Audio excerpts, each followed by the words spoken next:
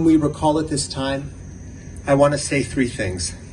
First, we must never lose our capacity to feel outrage.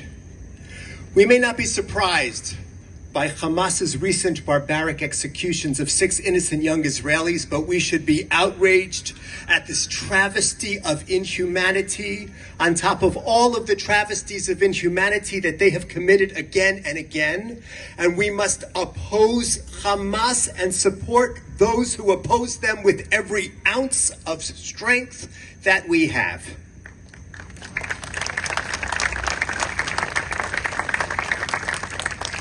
In this public space of our beautiful, diverse village, I must say with clarity that this is not just an Israeli matter, and this is not just a Jewish matter. Anyone who supports Israel in any way must be outraged by Hamas. Anyone who supports the rights of Palestinians must be outraged by Hamas. Anyone who supports women's rights and LGBT rights and racial equality must be outraged by Hamas. Anyone who supports democracy must be outraged by Hamas. Anyone who supports civilization must be outraged by Hamas. They are our collective enemy, and they must be opposed and defeated with every ounce of strength we have. We must never lose our capacity to feel outrage towards evil people who do evil things. Second, we must never lose our capacity to feel empathy. What decent human being can fail to feel empathy for these 6 individuals, for their families, and for their loved ones? 6 individuals who loved music, who loved their country, who loved to have a good time, who were idealistic, who were planning their futures, who had hopes and dreams.